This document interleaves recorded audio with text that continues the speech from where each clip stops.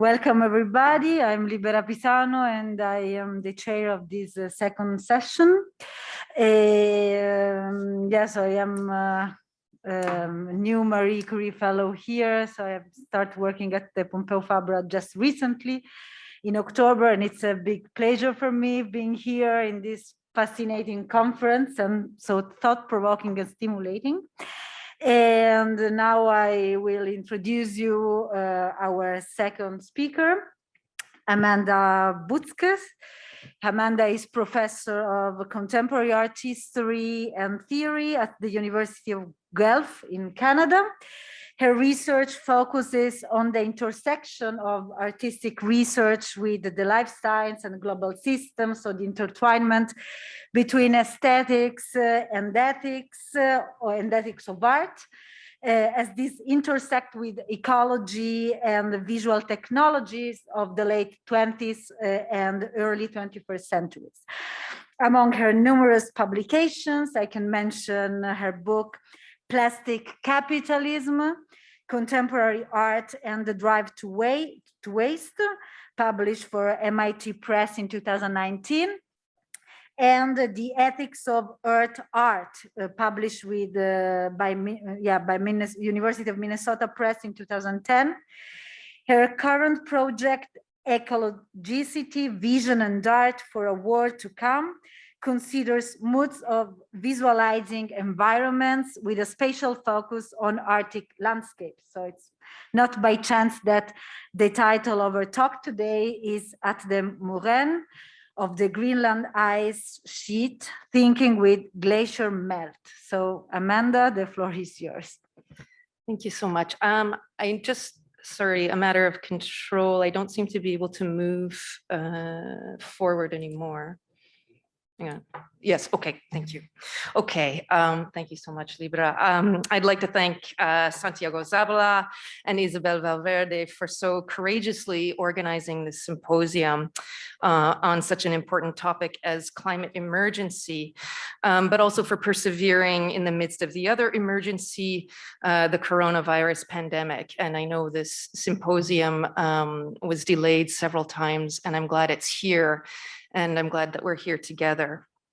In North America, I would begin with a land acknowledgement statement, one that would reiterate the treaties that bind Indigenous people, settlers, and newcomers together in political agreement to uphold care and governance of the land under historically agreed upon terms which require acknowledgement of the rights of specific Indigenous tribes and an imperative for the decolonization of the territory.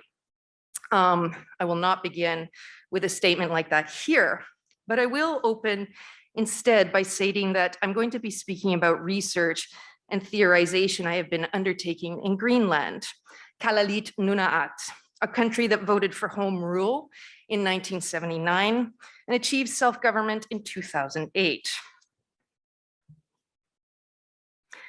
In June of 2019, I held a workshop in Ilulissat, a township of 4,000 people. The workshop convened a small group of artists, scientists, humanists, and Greenlanders on the subject of glacier melt. The workshop was called At the Moraine, Envisioning the Concerns of Ice. Its main ambition was that it be site-specific and that we begin to think collectively and aesthetically across disciplines and practices about glacier melt in a place where the people are directly affected, both in terms of the immediate environmental transformation, but also politically, as I'll discuss. I planned the workshop as much as possible to be a microcosm of a political ecology. It was performative, speculative, collaborative, factual, hermeneutic all at once. And I would like to claim that all these modalities in combination and in conflict drive a philosophical posture by which I now think about climate change. Today, I want to talk about the ambitions of that meeting, the aesthetic and artistic actions and interventions we undertook, and the ways of rethinking climate change that we came away with. Many of us have felt the effects of widespread climate change denial on the part of our governing politicians. We know that this is insanity, We trust the science. We've read about the ongoing positive feedback loops, wildfires in Australia, on the west coast of Canada and the US, heat waves and flash floods in Europe, rising ocean levels, warming waters, and dying coral, and of course, all the species extinctions. But nevertheless, we are knotted to the denial. We don't live as though the sixth mass extinction has struck, and yet it has. I'll admit that on any given day, though I believe that it is actually true, I have trouble living as though it is, which is to say, I must confess that the reality of climate change is hard to sustain. To carry out my day, I find myself orbiting around a strange impasse. I must trick myself into believing in climate change as though I don't already, in order to write and think about it as a reality. In other words, my thought process revolves around a tremendous obstruction about the reality of climate change. Indeed, climate change is precisely an ontological reality as an omnipresent zone of invisibility and also unactionability, a kind of paralysis of praxis. If there is a realization about it that comes by way of art, specifically then, it is one that comes through the machinations of viewing, visualizing, representing, theorizing, by which I project or even propel, throw outward onto the world thoughts and images that might infer this reality, and in so doing, give me a sense of it. Such an endeavor, however, risks being a closed perceptual circuit. I felt a twofold lack, for want of a better word, in the face of this dilemma, a lack of ethical positioning, or even the ground for an ethical positioning, and a lack of situated knowledge, as though I was supposed to think of myself as global and planetary, but through the exercise of scaling up, I had lost any material existence altogether.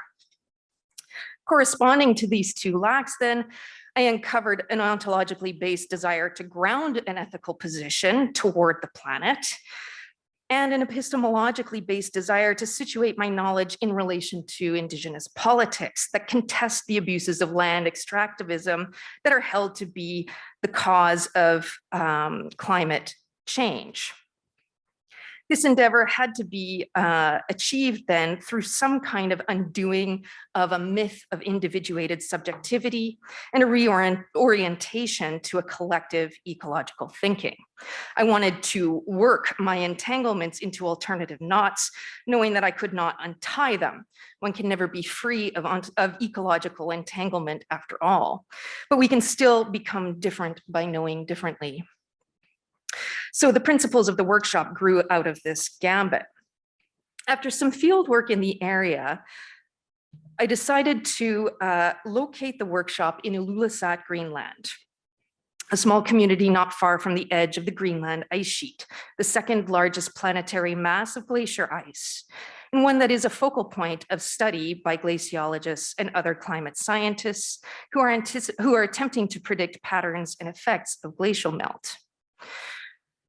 The workshop was comprised of a glaciologist who studies the surface mass balance of the ice sheet, Reese Knoll, through remote imaging, an anthropologist who has been working in Greenland for decades on the intersectional politics of Greenlandic sovereignty and climate change, Mark Nuttall, Jesse Clemen, a Greenlandic performance artist, Mel Chin, a conceptual artist and recent MacArthur Fellowship awardee who's been working with scientists for decades to produce different forms of intervention that cross the lines of practice between art and science, including a recent work called The Arctic is Paris with Inuit subsistence hunter Jens Danielson.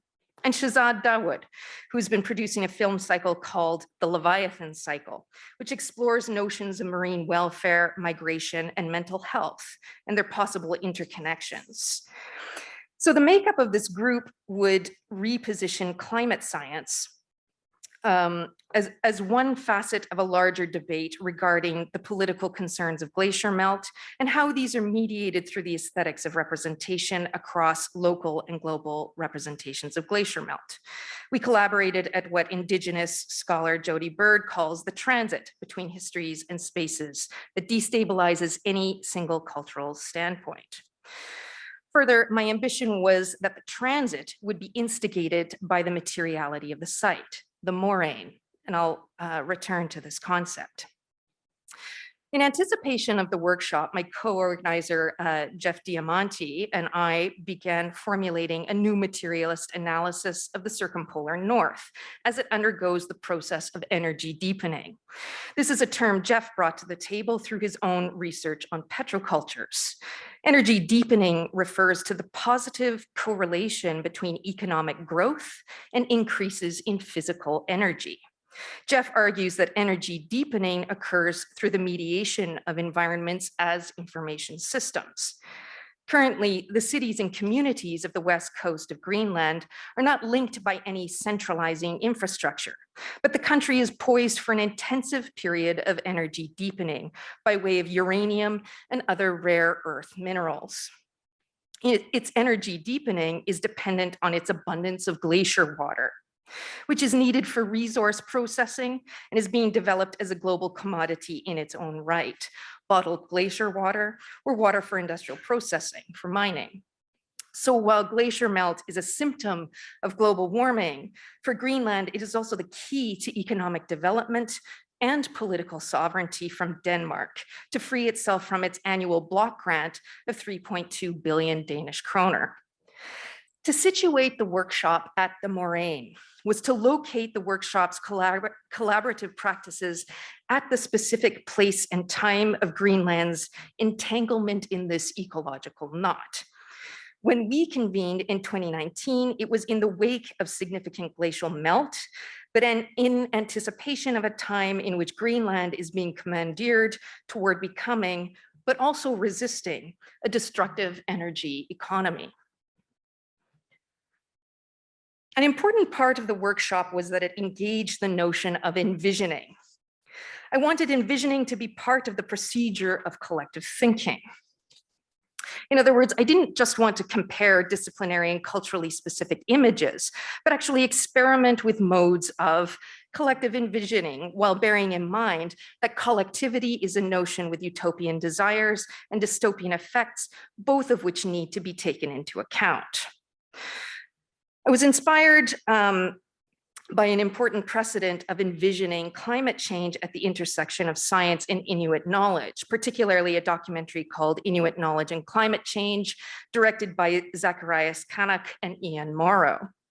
The film foregrounds how Inuit hunters and elders in communities across the Arctic reported perceiving the same phenomenon, that over the course of their lifetimes, it appeared that the world has tilted on its axis. Accustomed to watching the sky for weather patterns amid diurnal seasonal changes, the Inuit have noted longer periods of daylight, even as much as a full hour longer in the short days of winter. As one hunter from Resolute Bay, Ludi Pudluk, explains, the sun is higher on the horizon.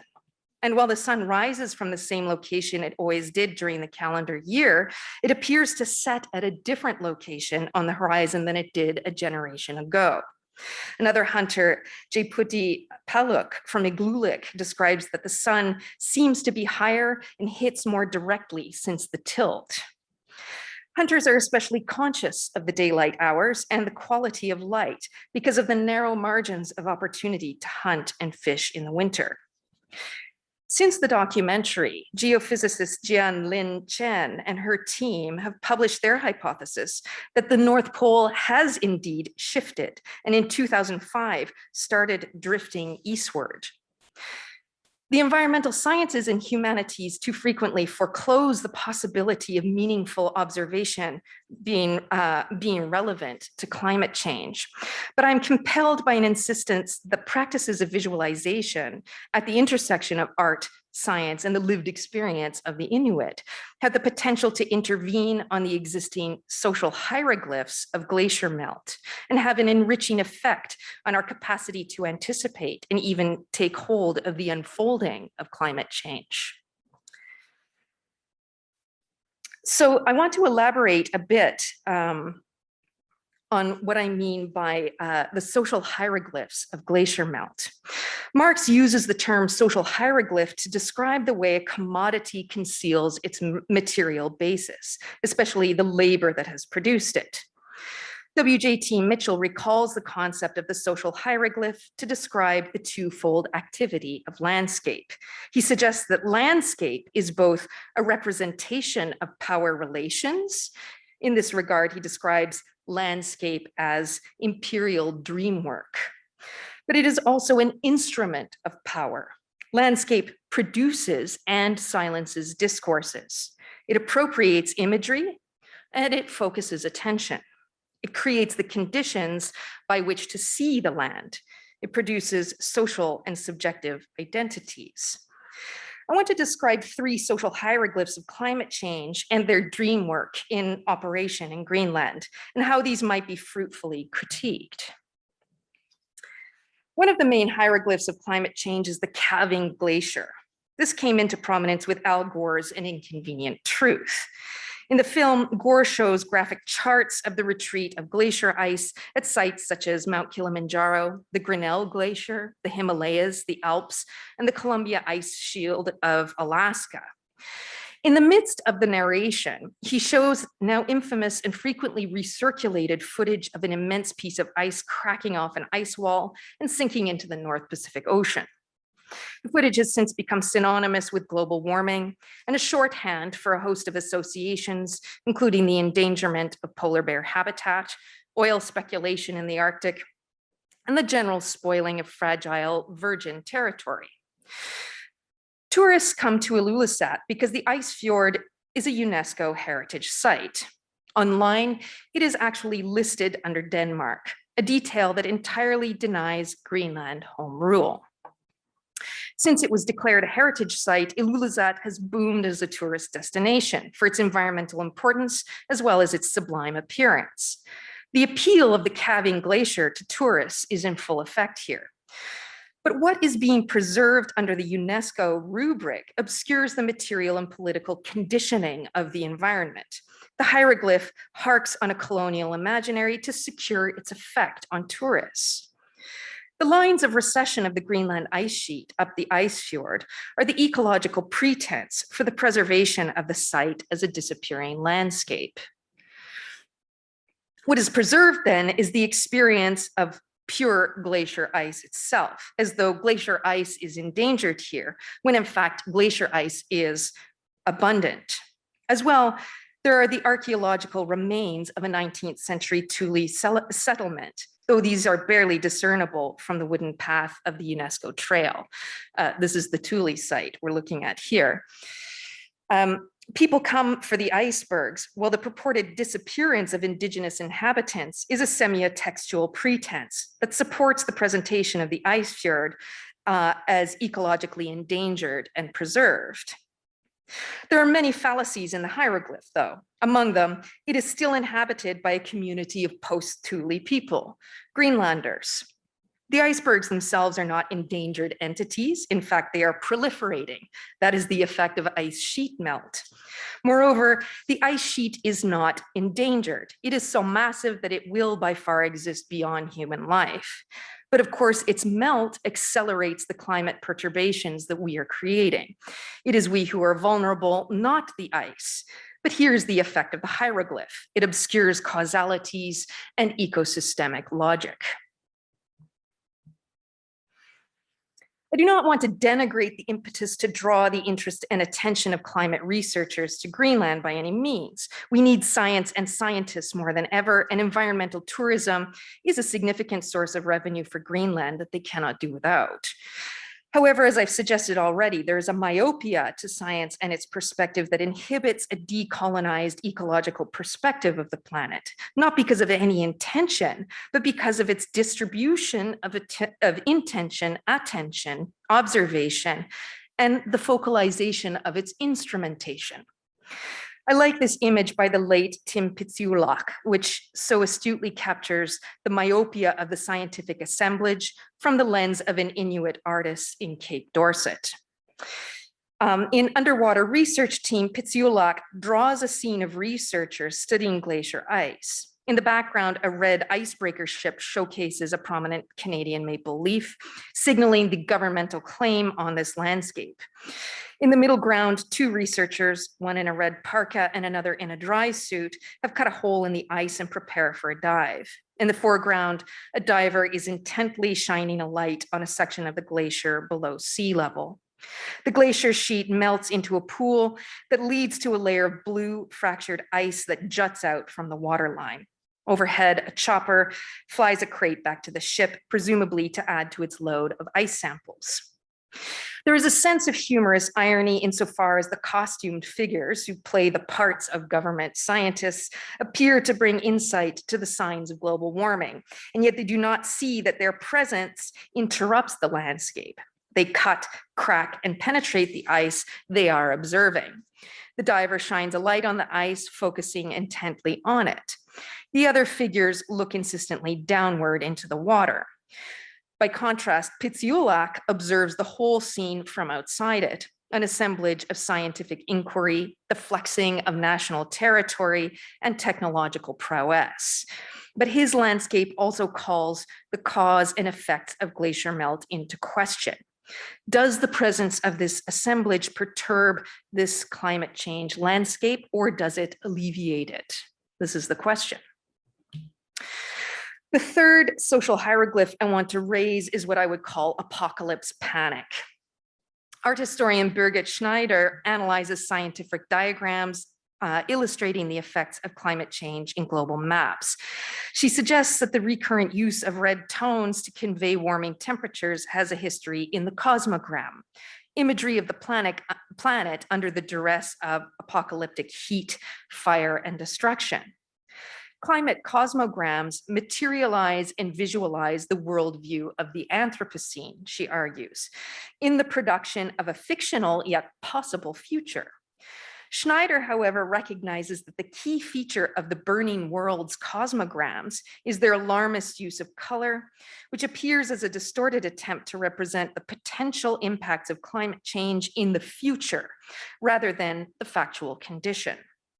While the color red has frequently been used to denote warmth within visual media for centuries, the use of the red is conspicuously charged here and lacks a certain level of objectivity, while it nevertheless discloses a major concern with global warming and its effects. One of the main takeaways of these three combined hieroglyphs is the completely contradictory representations of environments that are so acutely and directly affected by climate change. On the one hand, Greenland would seem to be uninhabited and primed for a naked experience of ice from the perspective of a still operative colonial imaginary. Its inhabitation, or not, is peripheral from a scientific perspective, and yet it has been completely invaded, saturated, and charged with a worldwide climate condition that includes global warming and its effective discontents, namely sheer apocalypse panic. How then to alter this imaginary? To reset perspective, I'm proposing a posture of thinking that assumes an unknown outcome of thinking here. This is the knot that is the potential reorienting through art and aesthetics. So I want to elaborate what it means to situate the workshop at the Moraine. A moraine is an accumulation of geological debris shaped and deposited by glaciers as they recede. I wanted to make this ruptured matter the unsteady foundation by which to find a theoretical footing through the tricky terrain of climate change. While Moraine might be thought with melancholy as the site that marks the literal recession of the ice sheet further up the fjords, as the inert marker of a once sublime landscape, it is also a site that reveals something of the magnitude of geological forces that exert themselves in the lively expansion and retraction of glacier ice. It is here that the withdrawal of the ice sheet can be thought through as an ontological appearance, the idea that this planetary entity exists at a scale beyond a point of human reference. Moreover, for Greenlanders, Moraine is a place of opportunity. The disappearance of glaciers is mitigated by the plenitude of glacier water and other resources found in the rich earth. For example, the exposed moraines of glaciers yield new earthly materials such as glacier rock flour, discovered by geologist Minnick Rosing as a rich fertilizer that can be used for crops in South America. This is one of the many ways glacier melt situates Greenland as a resource-rich nation in the brave new world of climate change. Moraine was an unavoidable presence in Ilulissat. Jeff Diamante and I came up with the idea after the Moraine, after struggling through an area known as the Cleft off of the UNESCO Heritage Trail. The Cleft is a valley covered in massive erratic glacier boulders. The pathway is very tricky here. The UNESCO Heritage Trail is unfinished, and your leg could easily fall between the cracks. It was from this challenging experience that the idea of being at the Moraine became a materialist hermeneutic guide for the posture of the workshop. The moraine of the Greenland ice sheet is specific to that nation and to the planetary place, but it drew me to an aesthetic history as well. In 2010, I published a book on earth art, which featured a chapter on the American artist Robert Smithson, an artist who tried to situate his own aesthetic project at the interstices of a fictional post-industrial future and a geological prehistory. Smithson became quite enamored with Moraine, and in fact, Moraine preyed on his thoughts and followed his practice. Smithson was not really at the forefront of my thoughts when I devised a plan to situate a workshop at the Moraine, but as it happened, his work re-entered my purview. Coincidentally, as I was planning the workshop, I was handed a book manuscript of unpublished writings by Robert Smithson, a set of handwritten notes, much of which feature his thoughts on Moraine. I'm showing here the handwritten notes for his script for his film on his work, Broken Circle, Spiral Hill. And the notes begin with a passage about Moraine. I'm not sure if you can read it here, but it starts, the ice age advancing, receding from the edge of the moraine, off the record, no time passing, no knowledge of the glacial bulldozing. This single page of manuscript alone precipitated a visit to his work, Broken Circle, Spiral Hill in Emmen, the Netherlands, after a meeting with the glaciologist Brice Knoll in Utrecht.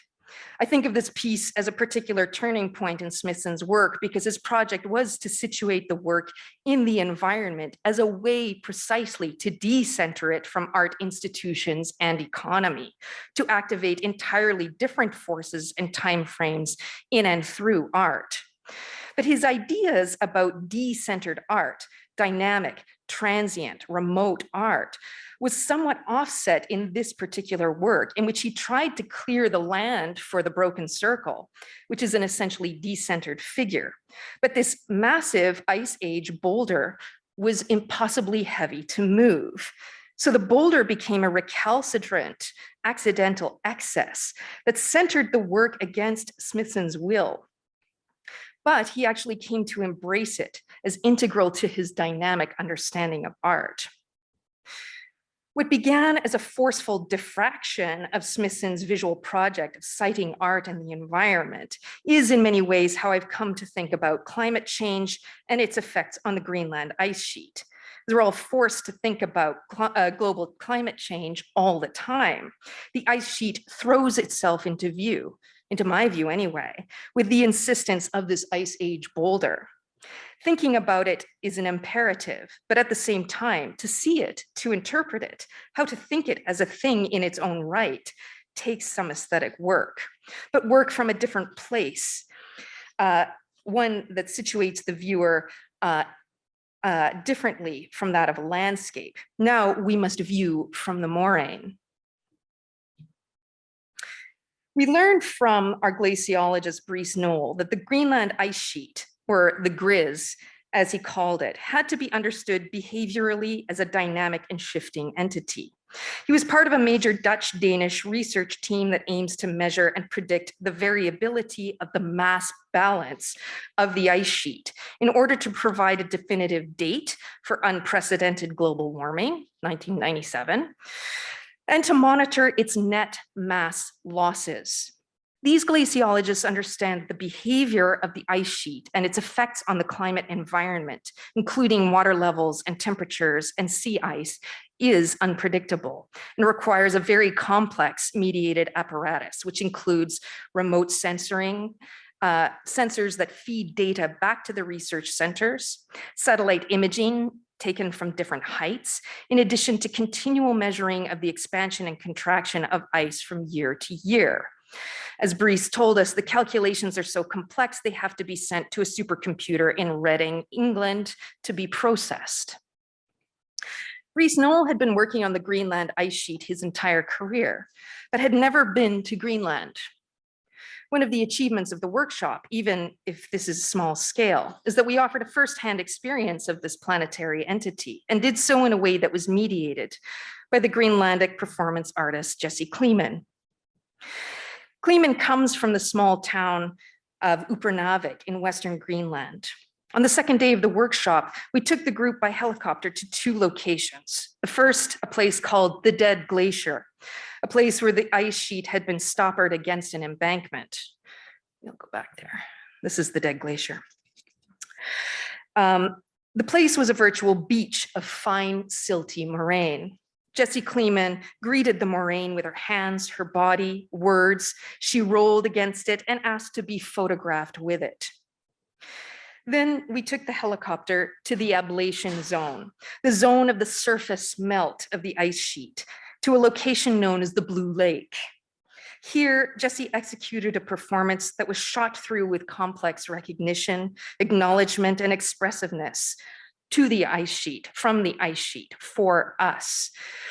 Her performance, I want to suggest, was our intervention into the hieroglyphs of climate change. As well, I should add, the recording of the performance has been exhibited at the inaugural exhibition of the Inuit Arts Center in Winnipeg, Canada, called Inua, at the traveling exhibition Exposure, Native Art and Political Ecology, at the Museum for Contemporary Native Art in Santa Fe, and Worst Case Scenario for artists from Greenland at the Lunds Konsthalle in Sweden.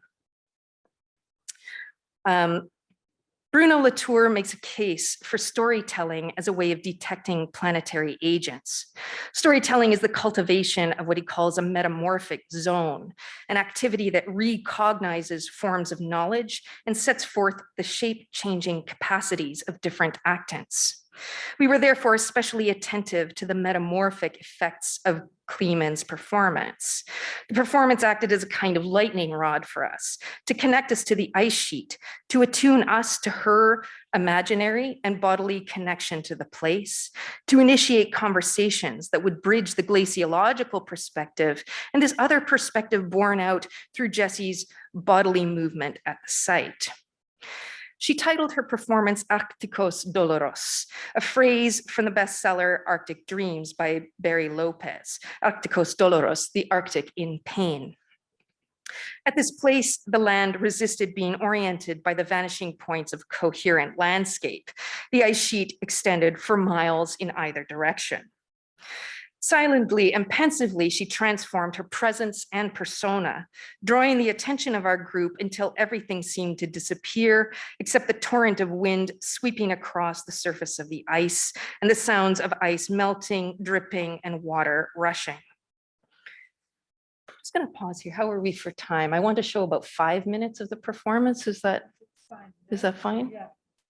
Okay, why don't I show that now? And then if there's time, I'll sort of say some concluding remarks.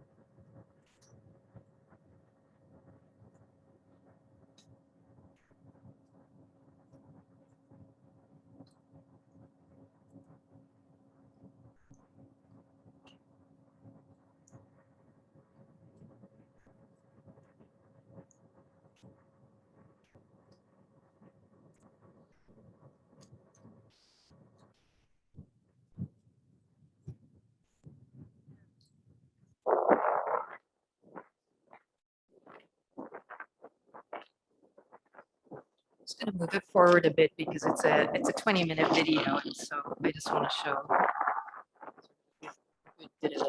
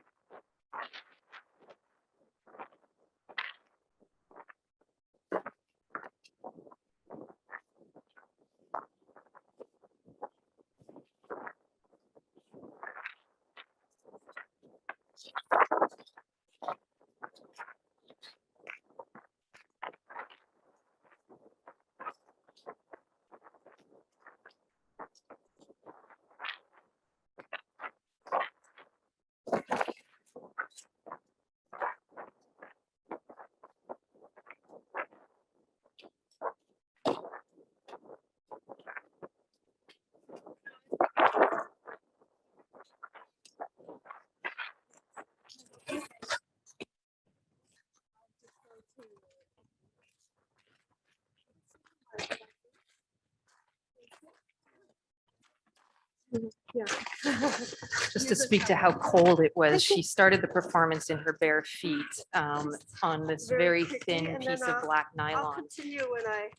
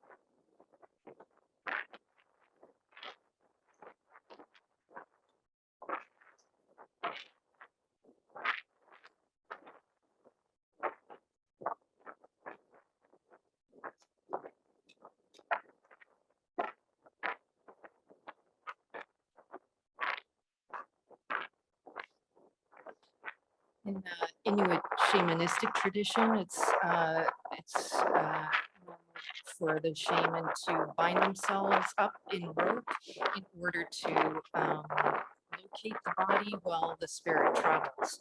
And so Jesse brought a rope and is reenacting some of that.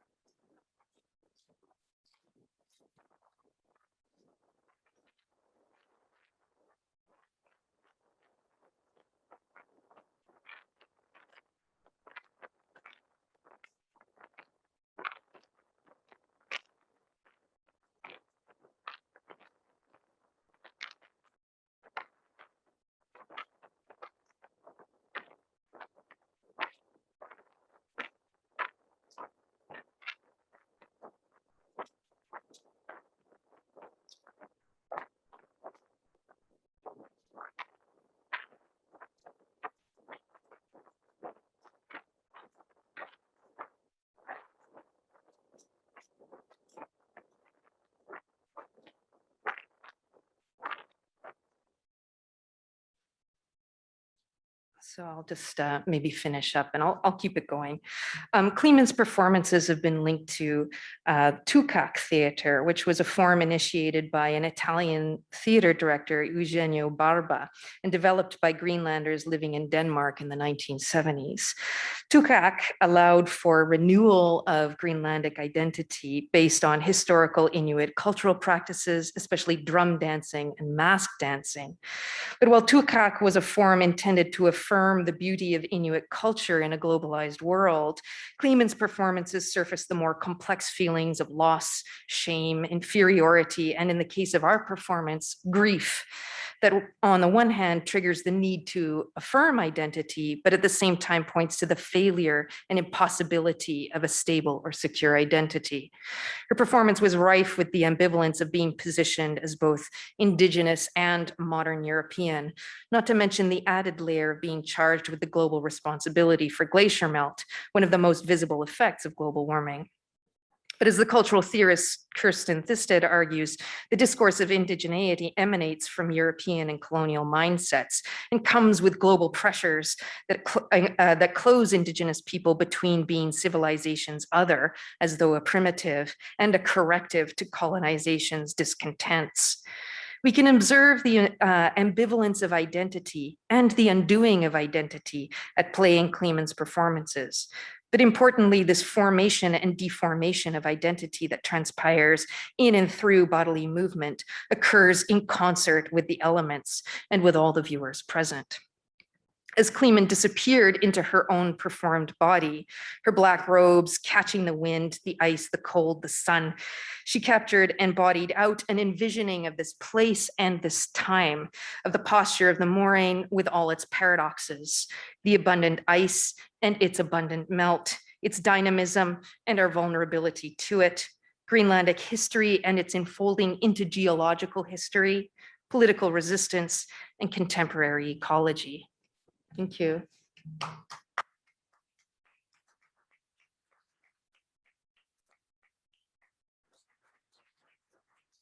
Yeah, thanks a lot, Amanda, for this really powerful talk. Yeah, before opening the floor for the discussions. Okay, it's later. Okay, now what we have, like a break or? Oh, it's too late. Oh, I'm sorry. I'm sorry about No, that. it was already like that in the program. Oh, okay, okay. So we have the discussion later on. Oh, after, I see. Yeah, so welcome to this second section of our second session. Yeah, so this is an hybrid panel because we have Amanda here and we have the second speaker, Diane BURKO, who is on Zoom. I will introduce you Diane. Diane BURKO is a painter and a photographer whose work is devoted to the urgent issues of climate change. For over 40 years, Diane BURKO has investigated monumental geological phenomena. She has spoken about the role of art in climate discourse at universities and conferences, including the American Geophysical Union and the Geological Society of America. Her work is held in numerous public, corporate, and private collections, for instance, in the collections of the Philadelphia Museum of Art, Pennsylvania Academy of Fine Arts, Chicago Art Institute, and many others. She has been included in over 100 exhibitions during her career.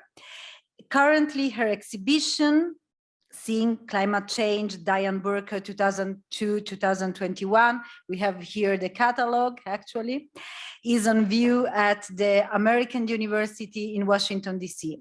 And we are really looking forward to hearing her talk today that is entitled My Journey from Landscape Painter to Environmental Artist or Activist. So Diane, the floor is yours, even if I cannot see you right now. Thank you. Thank you very much. And thank you, Amanda, for that wonderful presentation. I'm so appreciative that Isabel and Santiago invited me. I only regret that I'm not there in person, but I'm there in spirit. So I will begin quickly because I want to get to our discussion. And I have lots of images to show. And as Isabel said, I was asked to speak on a personal note about my journey from landscape painter to environmental artist. And it covers a lot of Amanda's points, but from a totally different point of view. I'm going to begin with the beginning of my journey, which is a long time ago, began last century, but don't worry, I will quickly get through the journey. I began as an en plein air landscape painter, following in the tradition of the French landscapes, the Hudson River School, etc. And that was how I entered the environment. However, things changed in the 21st century, and my talk will be about how this all came about and how climate change really became my focus and my purpose. And because of that, I began exploring in a very different way than I first did when I had residencies in Giverny or Bellagio.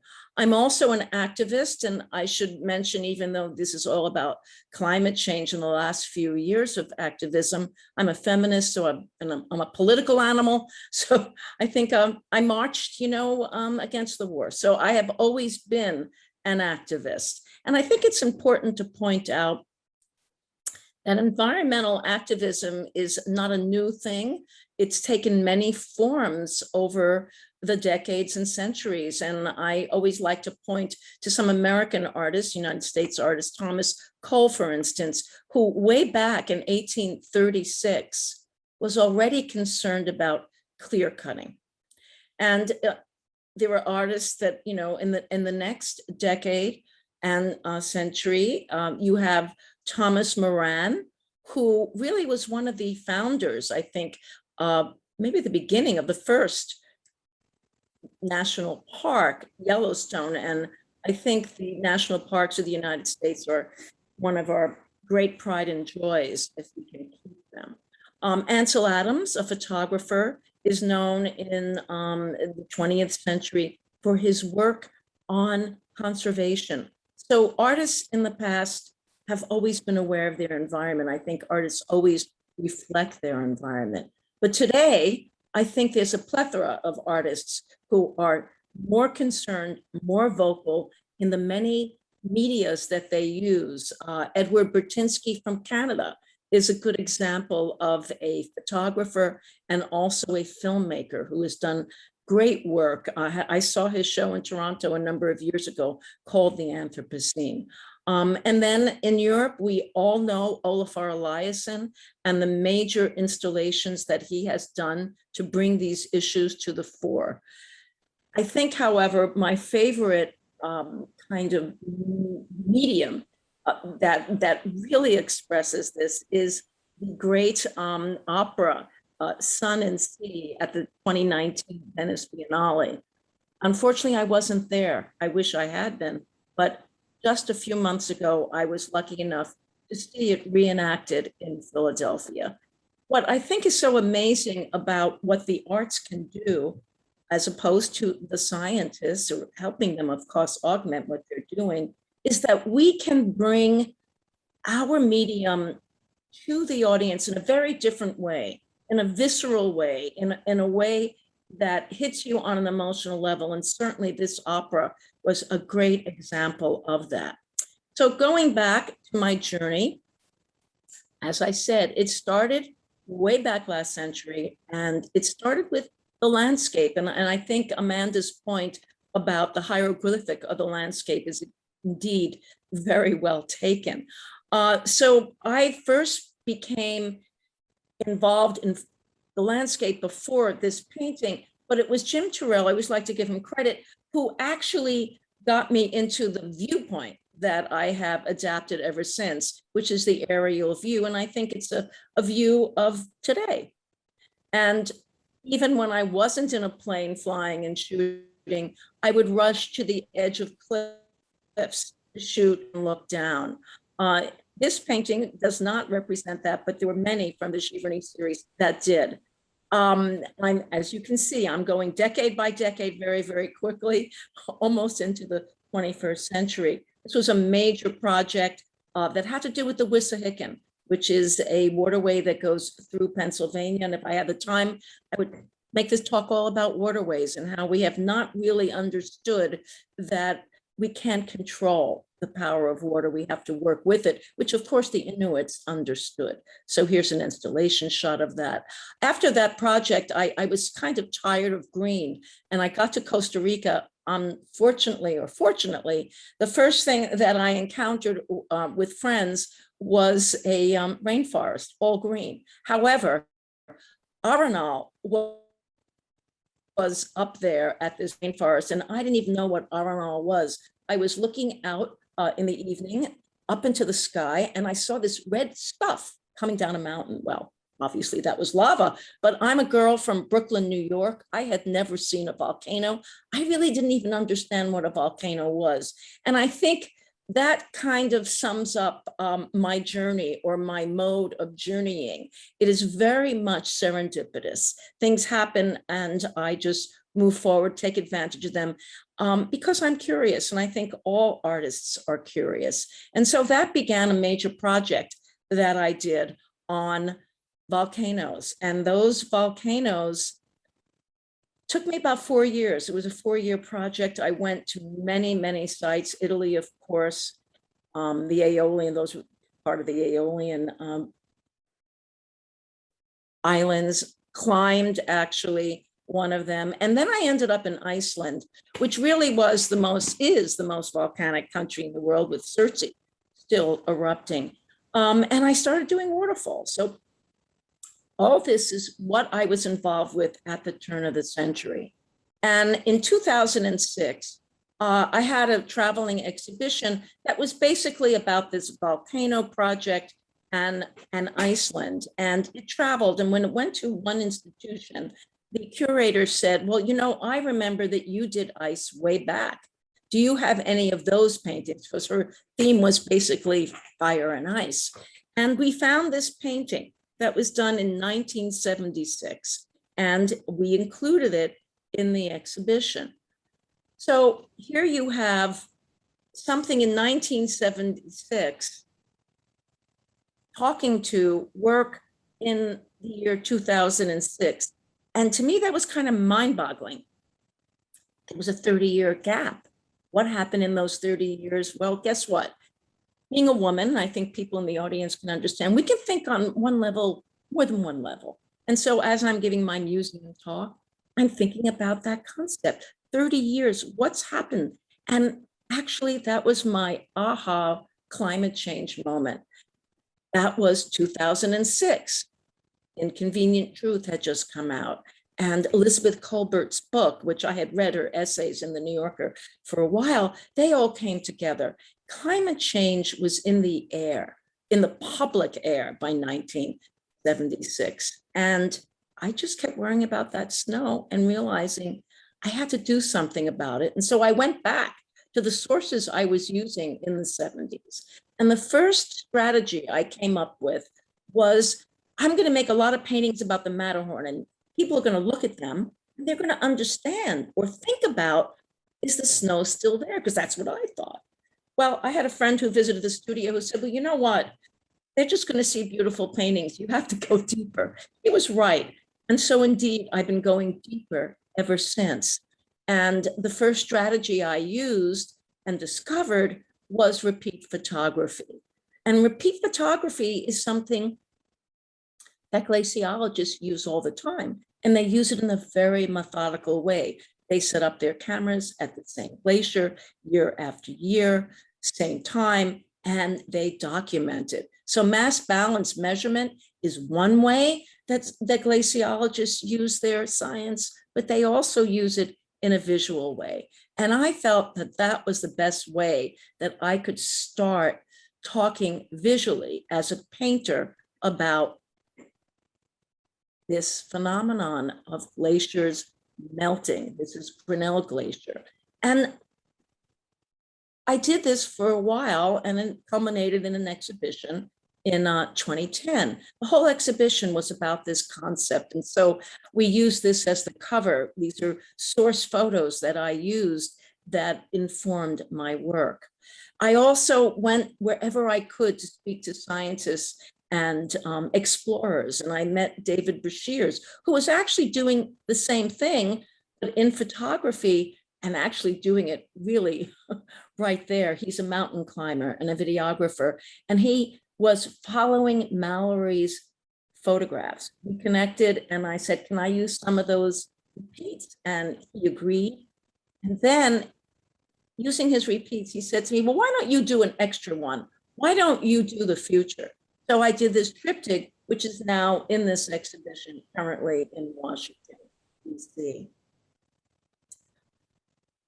Amanda mentioned lines. Indeed, they were a key to my understanding how glaciers move up and move down. Of course, they're moving more up than down of late. And so I started studying this concept and using that strategy, and that began to inform my work. And I did a whole series of paintings where recessional lines was the key. But the aerial view continued to be something that I was very motivated in doing. And so I had these photographs. I had these photographs from a scientist at USGS, Bruce Milnia, and they had books on this, and he shared the books with me. And one day when I was visiting, I was telling him I just working on this Johns Hopkins Gilman Glacier, and he told me he had more photographs, and so I used those as well. I have used whatever is in the public domain, NASA information, and I always acknowledge them. Well, NASA is also where I found Landsat maps. Landsat was the next strategy that I used to explore this phenomenon. And I used it in many large paintings. These are like, I don't know, 200 inches. I don't know my meters, I'm sorry. But you can see how I've integrated them into the paintings. I even just made paintings of the Landsats because they were so beautiful, so aesthetically attractive. And I tried to integrate them into the whole business of what I was doing in exploring and explaining climate change. Well, I did that for a number of years. And then I realized, wait a minute, I used to be an en-plant painter. I have to go see the stuff for myself. And so my bearing witness began. And even after painting Glacier National Park in Grinnell from other people's images, I climbed Grinnell, I flew over it, and I took photographs and made a series of paintings and photographs from that experience. And that was the beginning of my investigating glacial melt. And as you can see, 2014, I was at Ilulissat, and it was wonderful to see that film earlier that Amanda shared with us, because I'm sure it's changed since I've been there. So my first investigation that I spent many years on was investigating glacial melt. And I was very fortunate in the year 2013 to actually go to both ends, not totally ends of the poles, but close by. I was on a ship, thanks to art collectors of mine. They got me a wonderful deal. And in January of 2013, I went to Antarctica. And then in September and October of 2013, I was in Svalbard. And this is first some images from the ship when I was down south, and some of the photographs that I took. Paintings came from the photographs, many made a photo series. And then I had this residency, the Arctic Circle residency in 2013. And it was a very opposite experience. Instead of 120 people, we had 26 artists and scientists. Instead of a huge ship, we had a 3-masted barkentine. And we just kept traveling up, you see there's my map that you can see what our route was. And we just kept traveling, getting off and on and experiencing. But I also was fortunate enough before this to go to Nyalazan. Nyalazan is the northernmost research center in the Arctic Circle. And I was with a number of scientists, glaciologists, who, especially Jack Kohler, I always acknowledge, who allowed me to join them on their helicopter rides as they went up and down 2 glaciers. I was there, and it was mind-boggling. Imagine being in a helicopter, and this is what you're seeing. And these guys are gonna land in between these crevasses. They did. And I had the experience of my life of walking on a glacier for the first time. And of course, making photographs about that experience. I also went back to Tromsø and looked at archives, because that's another way I do my research, seeing what these glaciers looked like earlier.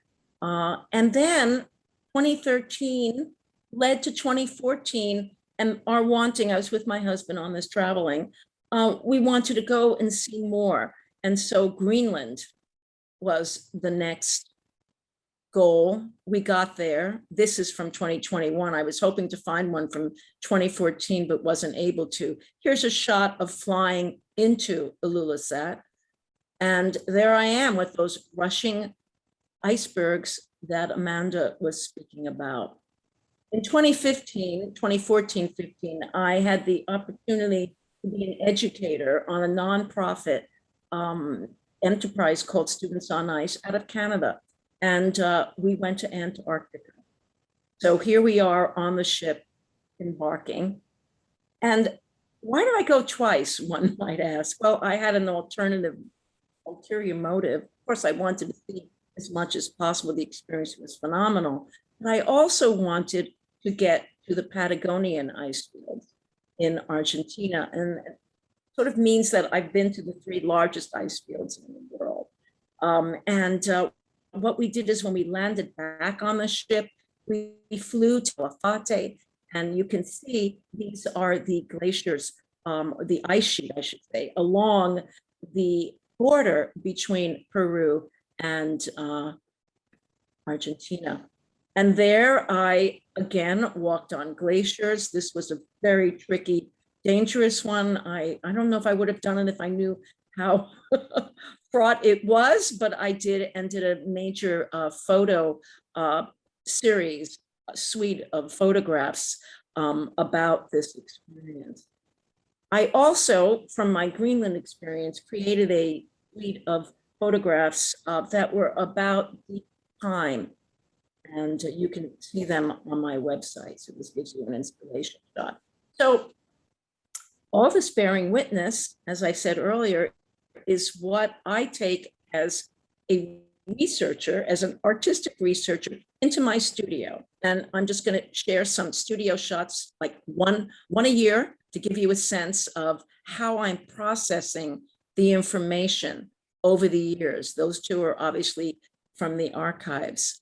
And there's that classic same kind of map that you saw with Amanda. And there's my take on the map. This is part of a large 4-part series of paintings. And there you see them in the studio. These are some paintings from the Patagonia. As I said, NASA is crucial to my knowledge base and also to my inspiration. These were some of the last glacial paintings I did in the studio before this exhibition in 2017 at the Wilton Arts Center, which resulted in a book, and shameless plug here, I think it's still available on Amazon. After that, we went to New Zealand. I wanted to see the melting glaciers and experience them there in South Island. Once you're in New Zealand, how could you not go to Australia, I thought. You're already down under. And so the next stop, because it was already in my mind, was the Great Barrier Reef. We flew there. I did another photo series on that. You can see what I'm talking about here.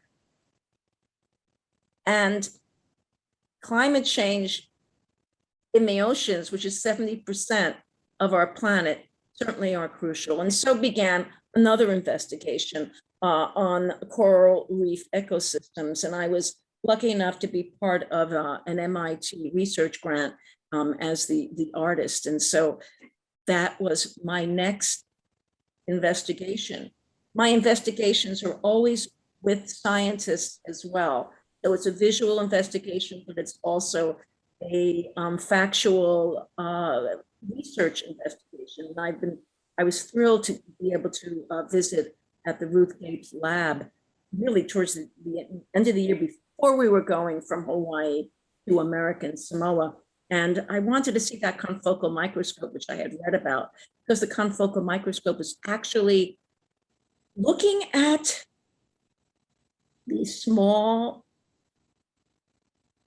what are they? You know, living things in their habitat, so that they could measure more acid in the water, more heat, etc. Even before I did this project, I was thinking about it because I was asked to do it. And I started making paintings, really not knowing how I was going to paint. But by the time I got back, I figured it out, okay? And so I realized that I needed to make paintings that were of a totally different material, no longer vertical, no longer on, you know, the flat plane, but I had to do a horizontal. And so I did that. And if you saw in one part of the studio, there were these lenticulars, and so I'm giving you examples of that. These are also, this was in a show at National Academy of Sciences. Another book was published, and I continued working along this line and researching more, going to the Florida Keys, which are all coral fossil, limestone, and then went to the quarry and did a photo series on that. When I came back from all that, I started thinking about the world, and there's the color red, which I'd love to discuss with Amanda a little later. And I began my world map series, which turned out in the end to be a 56-foot long series of paintings. Here are some of them in the show. They're about the glaciers, and they're also about the reefs, and they wind around this curved space. Now, we all might remember 2019, of course, it's been obliterated by 2 more years since, with heat waves in the summer. Well, this one affected me a great deal, and I felt I had to do something about it. So I created this painting called Summer Heat. Now, one thing I must say, that Amanda talked about red being an exaggeration, or what was that? A conspicuously charged color. But I would argue that this red comes from fact. This is about Australia burning, and it comes from a photograph of Australia. And the red map, vertical, comes from the heat map of what was going on in Europe in 2019. Around the same time, I was still doing coral work. This is February, note the date, because we are right up against the COVID. And it began, of course, in March, April, May, and this was the first image I did a piece about the pandemic.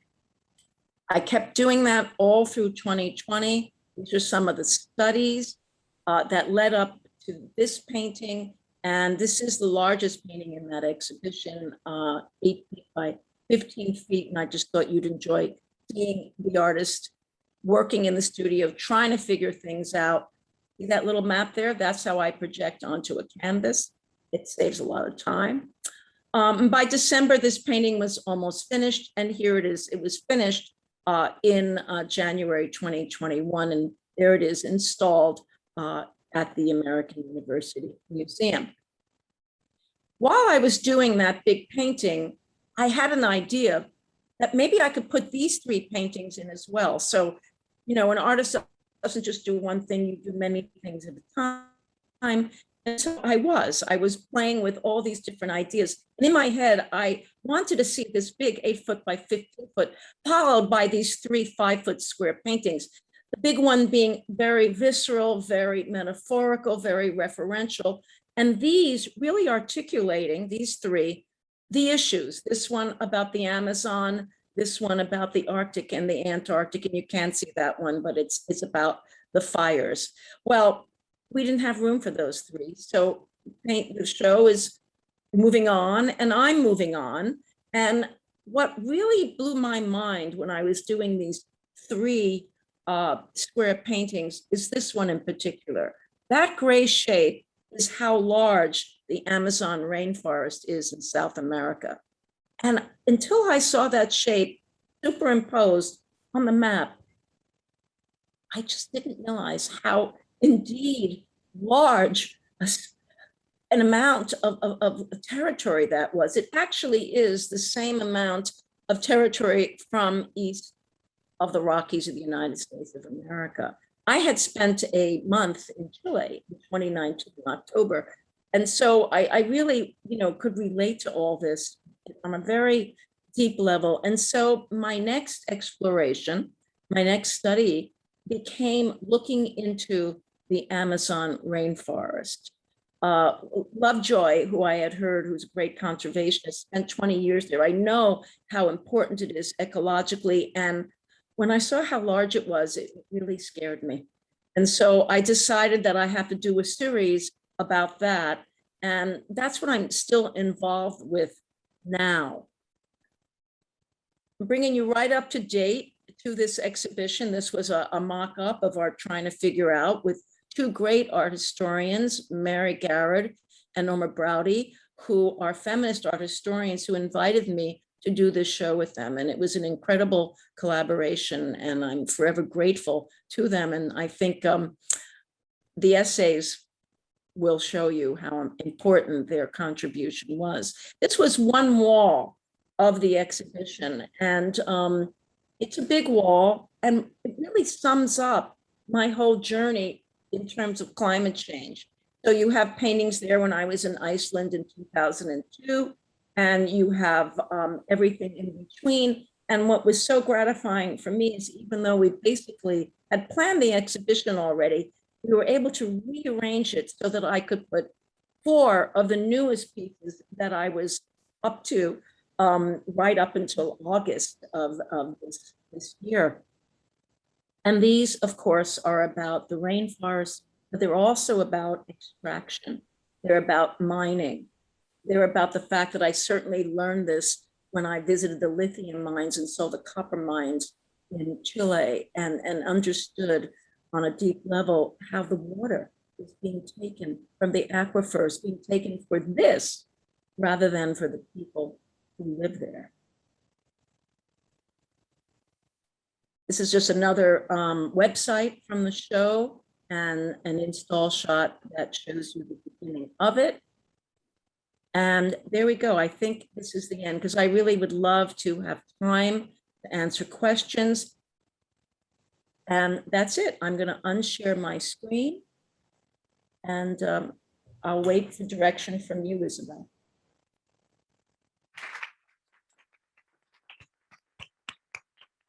Thank you. Yeah, thanks a lot, Diane, for this really wonderful talk and reconstruction, and full of your, your political activism, but also your biographical notes and your,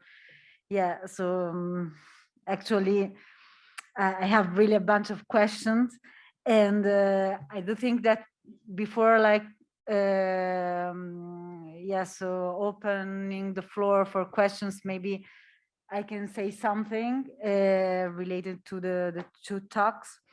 I really want to thank you deeply, both of you, because it was really fascinating, thought-provoking, and actually I think that the main question is, how do we have to inhabit the heart?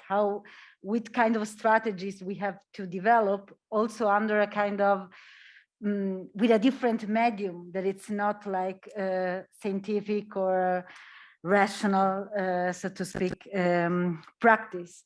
And I think that, of course, all these questions, so the question of how to inhabit the heart is deeply political. And even if it sounds a bit ambiguous, because, of course, so we don't have, we are not speaking anymore of just a community made by political animal. For instance, Diane, in the name of one exhibition of yours was, if I'm not wrong, Politics of Snow. Yes, indeed. Yes. Yeah, and I would like also to ask you if you can elaborate a bit on it, no? Because it's a kind of also ambiguous, and it's a challenge, because it's a kind of politics beyond politics, but in a way, snow is the protagonist, which is not human anymore. So if you can elaborate a bit on it. And this was one question. And one question that I had concerning the talk of Amanda, who actually showed perfectly this, the symbology also of the Moraine has an ontological appearance, no? Like a shifting entity. And I found this very, very interesting because I thought also of a kind of ontological anarchy of the earth itself. Because as you said, you mentioned that there are some some research who speaks of the shift of the North Pole.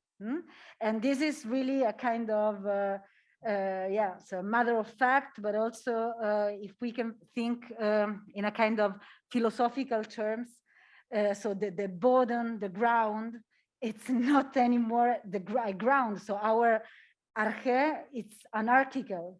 And I was thinking also that this is on the one hand, what you said, but on the other hand, if we think to the practice of this wonderful performance of Jessie Clemen, she was trying also to reestablish a kind of relationship with the earth itself. No, it was a kind of archaic mourning. So and I thought also of a kind of tent in a desert, because it was like a cold desert, and she was like mourning all the time, but seeking for a refuge in a way. So yeah, these are my two questions. I don't know how you want to contest, answer. Maybe I'll quickly just say hello to Diane. Oh, it's so nice to see your face. You can't see mine because I'm wearing a mask. I know. But I wanted to say as well that, oh, I can just for a moment. Okay, here's my face. I can see myself on screen, but I wanted to say as well that my workshop would not have happened the way it did, nor that performance by Jessie Clemen, if it hadn't been for a conversation with Diane BURKO, in which Diane is a wonderful explorer and knows where to go and actually approaches the land and her understanding of it and her envisioning of it quite differently than through the other channels that one might experience it through. So I was, communicating with lots of different people, and Diane really told me, don't take this tour. You can easily just walk here from here, and exactly where to go and how to go. And I'm really grateful to you for that. And that was really just at the beginning of this project. So it's really nice to be in conversation with you now. But maybe I'll let you speak about the politics of snow, and then maybe come back to some of the other questions of the arche and ice desert and that sort of thing. Okay, Amanda, thank you. I just forgot all that conversation. That was such a while ago. So congratulations on getting this to happen. It's one thing to have an idea, but to actually get it realized with the fantastic group of people, including Mel Chin. I'm very impressed. I'm going to have to find out how you did that. That is really an impressive project. Research grant. I know that, but Mel is very elusive. So that's what I meant. I really would love to hear more about that at some time. More reason why I wish I were there so we could hang out after. Well, about politics of snow, I think Isabel hit the nail on the head when she said ambiguity. I think that's the nature of the way I want to approach this issue. The narrative is wonderful, storytelling is wonderful, but my medium is the medium of paint, of visual imagery. And for me to feel authentic in this practice, which I've had for almost 50 years, I had to use my language. So the struggle for me, Isabel, was always how to use my language and still deal with this issue. And ambiguity is part of art, is something forward, is it back?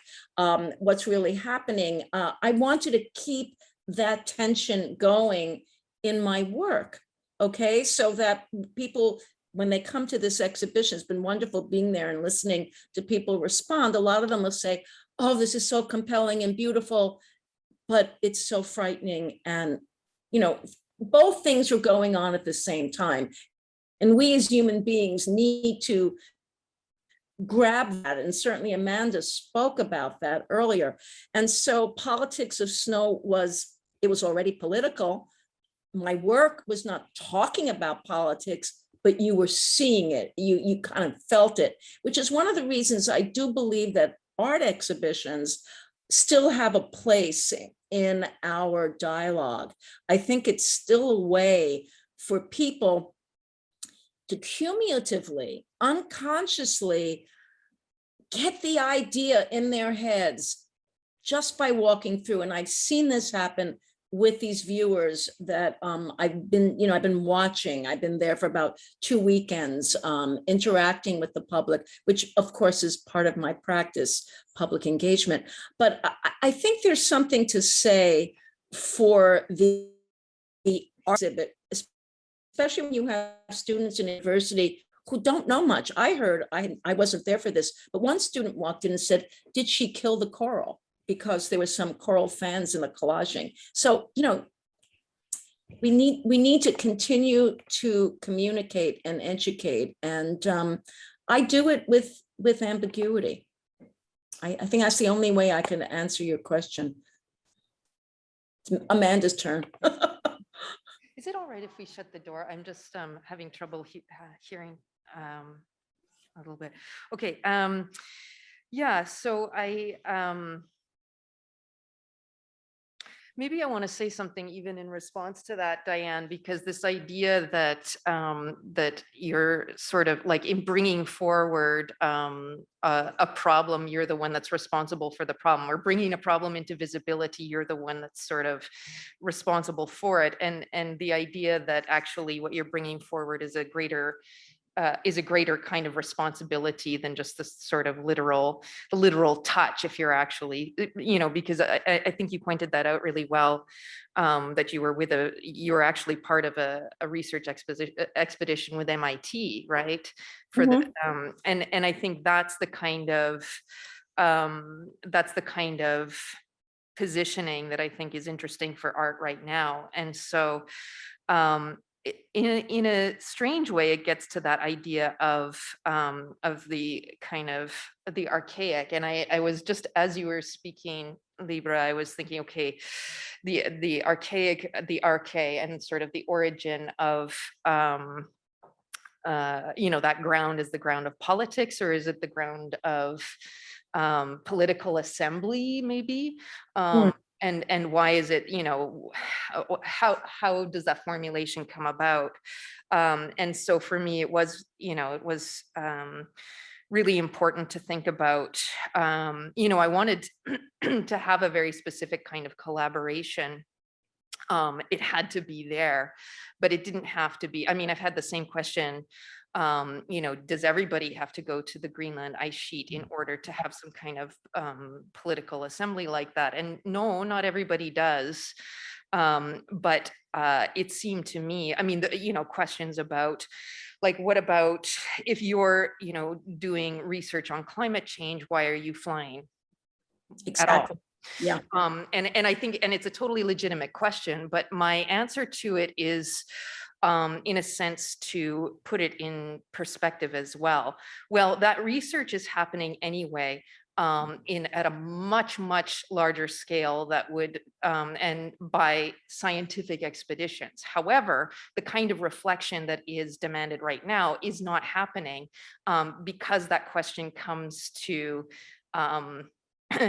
a lowly art historian who's working at a very, very small scale, and not to these massive research conglomerates that are dominated by scientists. So in some ways, it's not to say that that's not a legitimate question, but it's to say, okay, but isn't the cost of such an endeavor, could it be worthwhile? And in the end, is there some kind of legitimacy that would offset the immediate environmental toll? So it's to say, yes, it's true that that's a problem, but still, we have to keep asking, and we have to keep a kind of diligence. I wanted to say as well something about being on site, and this would be, I mean, it's something that's worth thinking about, the difference between an ethics and a politics. And I, you know, in a formulation of ethics, I would go at that, you know, and I have actually in the Ethics of Earth Art talked about, you know, you can be called forward by this, you know, by the other, by, you know, this this radical otherness, and that is the otherness of the earth itself. That would, I think, be the archaic calling. And but at the same time, I would not like that to remain nebulous as a capital O other. In a way, I would like to give that more definition and think through, you know, think about how Jessie Clemen was working through that relationship with the ice in a way that was not just about her and the other, but it was about her, the specifics of her body, her knowledge, and the ice, the specific ice sheet, this place where she grew up. And so that all counts for me in the conceptualization of the arche. And in a sense, I'm suggesting that it's not just about a kind of ethics, that the politics belongs there too, that there's an implicit politics in that, or in conceptualizing it that way. Yeah, that's brilliant. Amanda, I love the way you think.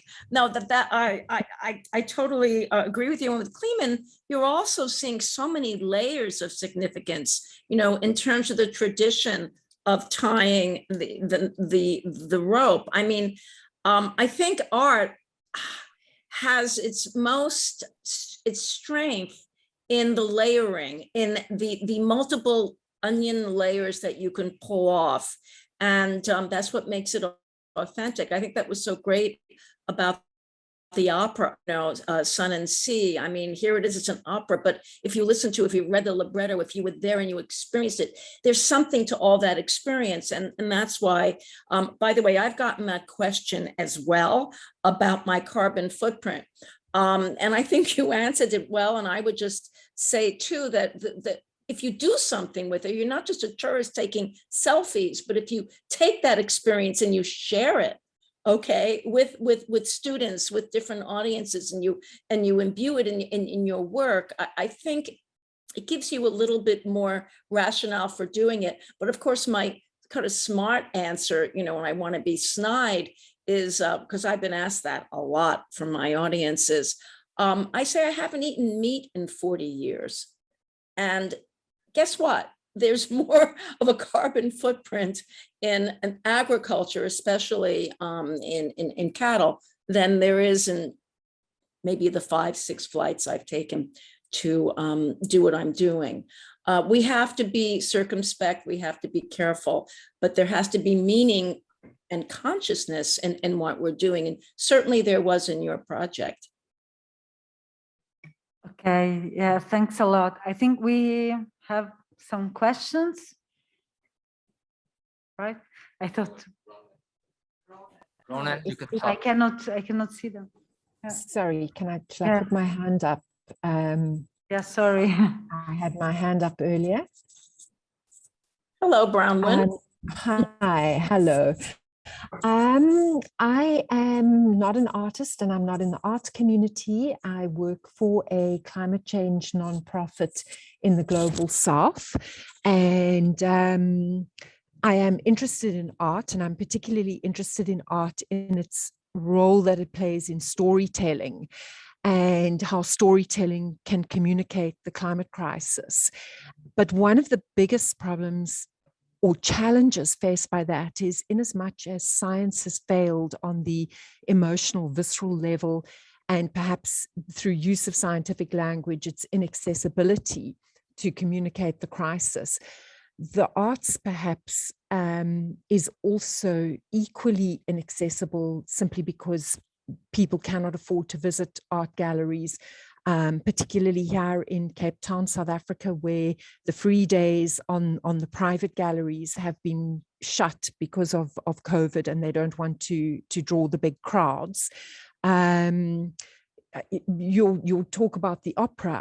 I saw the most incredible opera by the Cape Town Opera Company with Roger Ballen, who is a South African photographer practicing in Europe, and he built the sets. His work is mostly installation, and it was one of the most moving and full and really quite urgent messages. But the price of the tickets simply excluded it from an audience that one might be trying to educate or raise awareness with. And it might be beyond the scope completely of this group and this get together to address that. But it does strike me that that is one of the biggest challenges that is facing the arts. Thank you. That's a very good point. Galleries in the United States are free, in New York City, LA, et cetera. So you can walk into a gallery because they're trying to get you to buy something. So they let you in.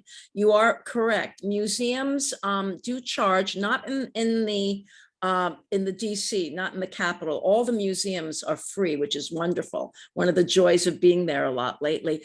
But there are universities and there are young students in community colleges. It doesn't have to be in an Ivy League school. And most of these universities in the United States or community colleges have a student union. They have an exhibition space. That's free. So there are certain paths to it, but your point is extremely well taken. Also, I think it's true that museums are free as well on a Sunday, or, there are ways. I think museums in the old established old boy network that there's been a lot of change in the last few years in the United States with the Black Lives Movement, with the Me Too movement. I think we are shaking the system up in museums as well. And it has become more open, more available, because that's the only way they're going to survive. So, but more has to be done, Bronwyn, you're correct. Yeah, now we have another question. She wanted to talk.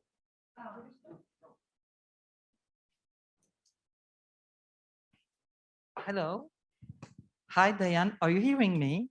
Yes, I am. I was just waiting for Amanda to. Yeah. Amanda, you want to answer? I just have a question for you both. Maybe it's more direct to you, Diane, but I wish you elaborate a bit further on what you have been talking about your relation to scientists. You have been working with, for example, you said, Diane, with the Norwegian Polar Institute or whatever. So you have been working together, being together with scientists in the Arctic, in Antarctica, and you also have been saying you are using scientific photography, you elaborate scientific images, you work in sort of a scientific expedition. So which is the relationship of your art practice to science?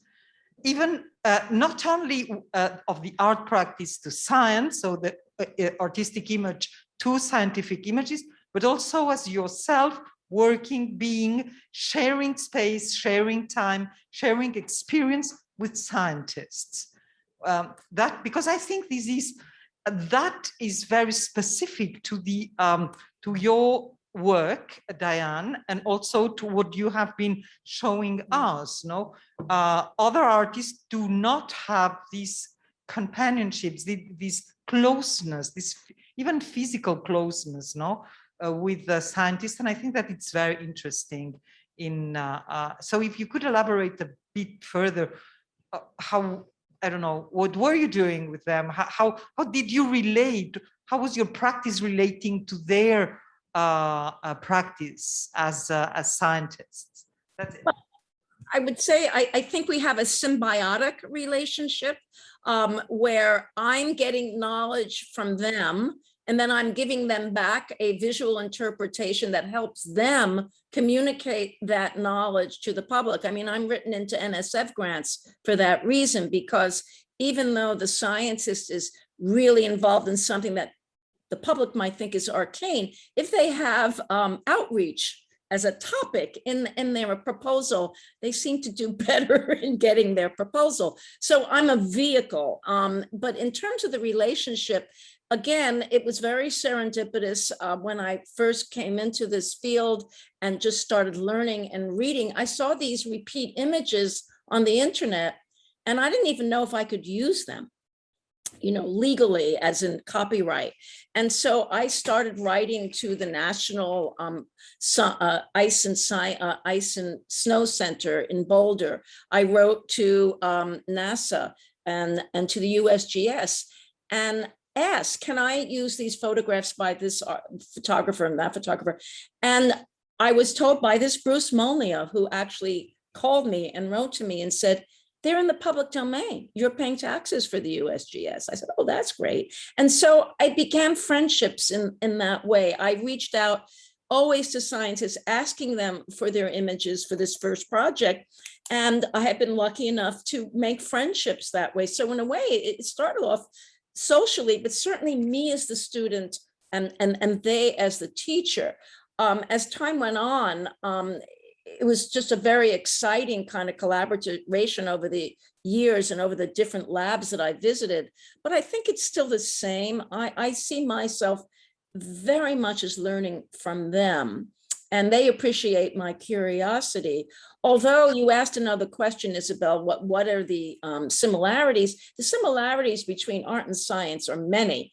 Way back, and I'm sure Amanda could espouse on this, you know, philosophy, science, and art, they were all one. You know, they were the academy. It wasn't separated. And what we do as artists, that's why I like showing my lab, which is my studio. What we do as artists is the same thing that they do. We go out into the field, whatever that field is. There are lots of research artists like me, and we get the knowledge and then we process it in our lab, our studios, and come up with solutions, some of which we never figured that we would come up with. I didn't know I was going to pour paint and use a compressor as I made my work. Things happen. That's how scientists sometimes make discoveries, isn't it? Through accident. So I think we have a lot in common that way. Yeah. See, thanks a lot. Before that, there is a question in the chat there is a question. for Amanda. Yes, hi, Carol. This is a question from Carol, and it says, I passionately agree that artists have a role to play in voicing, reflecting, and envisioning responses to climate change. Can you speak to opportunities and roles for artists beyond the traditional gallery spaces? And I think I know you, Carol, because you wrote to me and said that you had been doing work in and around landfills and waste. And I think that some of the answer comes from that conversation too. And I know that when I started writing about waste, I think I couldn't do a public talk without having an artist come up to me and say, I have been thinking about waste for decades. I am an activist, and this is what I do, and I do this with the landfill. And opportunities and roles for artists. I would say that many artists that I know, and this is where artists are taking different, they're choosing different institutions. It depends on which institution you're referring to when you're saying anti-institutional. But I know that, I'll maybe just briefly say that my sense is that many artists are thinking of their work as some kind of combination between a research itself. So doing the kind of, Diane talked about this too, like I'm doing research here, even as I'm building up a painting, right? So I'm producing a perspective. So research is a huge component of an artist's practice, and that's not happening necessarily in the formulation of an exhibition or something like that. That's just sort of the nature of the beast. And then activism, and so I would say, for one thing, many institutions are changing their role as well and becoming sites in which artists are coming in and actually bringing their politics, and institutions are in some ways being taken over against without knowing it, right? And then there are also residencies and so forth. So so many artists are sort of connecting to researchers through residencies and so on. So I have a lot of maybe specific answers that I'll hold off on, but I think most art is not happening in traditional gallery spaces, or at least the conceptualization of the artwork is not happening for those spaces. It's happening for for different places, different social sites, different political sites, different environmental sites, and in that sense, a different public. Yes, I agree, but I think the thing you said earlier about changing, making them do something, these institutions, that's one of my roles. I do not have an exhibition anywhere unless they guarantee public programming. And so with this show at American University Museum, we have a 3-day symposium that is planned for November 5th. If you go on their website, it's free. You can register. A lot of it is going to be virtual. And so this was my way of asking them to give back in a way. Okay, yeah, it's nice to have an art show, but we have to awaken the public.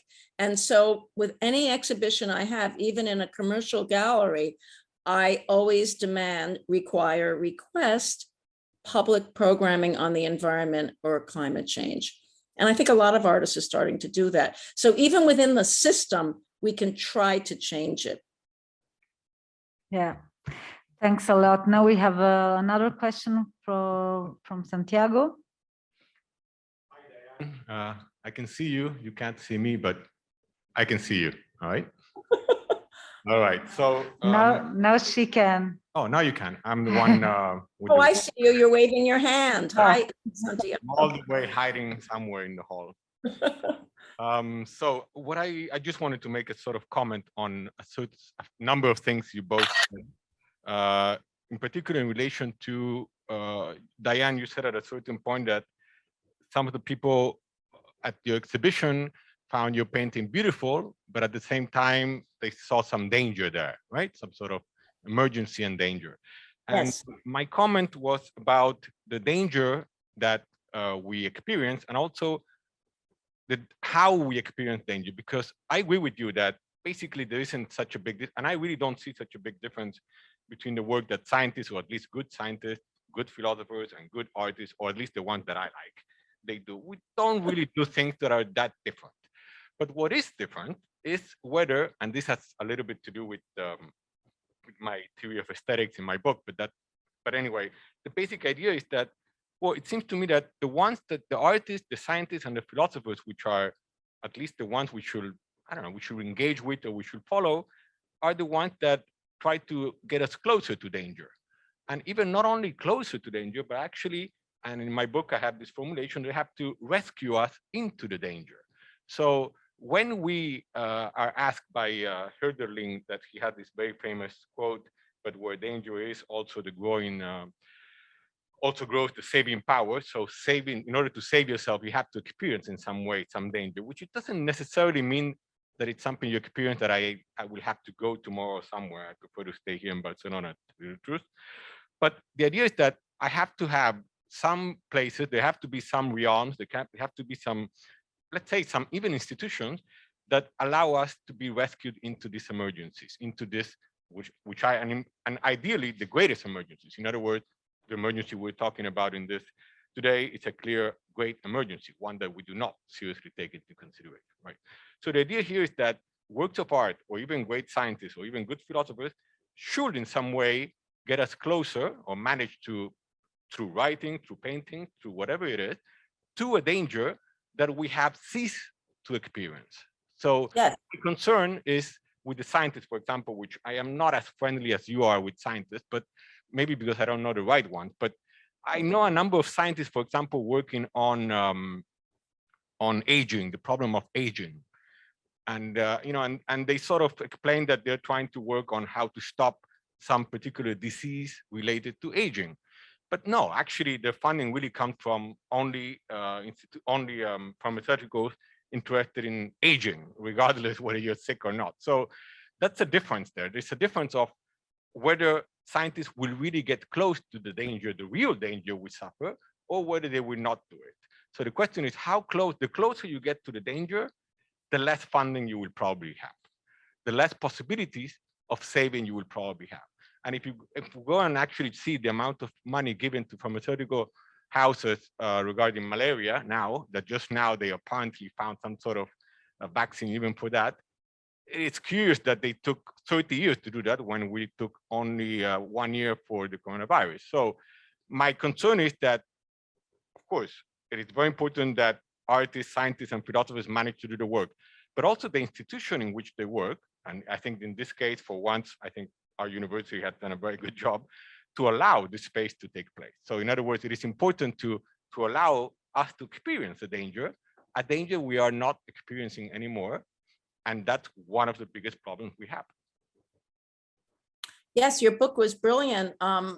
I totally agree with you. We have to entertain danger. You know, when I was younger, I used to do that a lot. People said, what are you doing? You're hanging out of a helicopter. But I was strapped in, but it was exciting. I mean, there was something about hanging over a volcano and feeling the heat of this molten lava right beneath me, or running to the edge of a cliff. You do have to viscerally feel things. And what is that about? It's about emotion. And we are all emotional people if we allow our feelings to come through. And yes, part of those emotions are fear, dread, because you have to have that in terms of, you know, what we're all seeing in the world today. But we have to mix it. Like I said earlier, you know, it's positive and negative. It's a total thing. You know, the world is a web, as von Humboldt used to say, life is a web. And the more we can experience all of it and understand the layers that some of the artists that Amanda was working with have, the more it comes through to other people. But it might take too long. That's one of my concerns. I really think this is the last decade, you know, to make things happen. And I am concerned about that, but I have to keep going forward, and I must be positive, because if I don't stay positive, I can't make work. And if I can't make work, I can't live. So it all goes hand in hand. Yeah, thanks. Now we have another question. There is a comment in the. Yeah, there is also a comment. This comment is maybe for Amanda. It's just it just says the chances are your work may also extend into academic papers, and one must not forget the role of media as well, furthering communication. So it's not only about visitors to institutions, and I think that's true. Yeah, I mean, we were discussing this morning the issue of communicability, and I think that's important, but also different kinds of relationalities in a larger sense. So it's not, and you know, there's got to be some kind of subject matter. There's a sense in which the medium is the message. And so if you're convening different kinds of relationships, then you're also producing, it's not just a kind of dissemination in the sense of research outcomes, but you're actually formulating a different population altogether.